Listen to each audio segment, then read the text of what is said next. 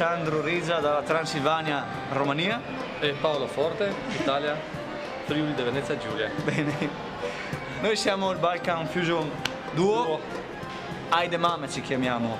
Lui suona la batteria o percussioni, insomma dipende dal punto di vista.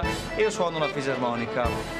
Aide Mama, per quale motivo ci chiamiamo così? L'anno scorso abbiamo fatto un viaggio in Romania con 30 ore comode di corriera e insomma dovevo sgranchirmi le gambe, sono stato un po' nel corridoio. A quel punto doveva passare un'enorme zingara, una cosa immensa, e dovevo spostarmi e lei mi ha fatto Aide Mama, Aide Mama, Aide Mama. Com'è? Avanti, avanti.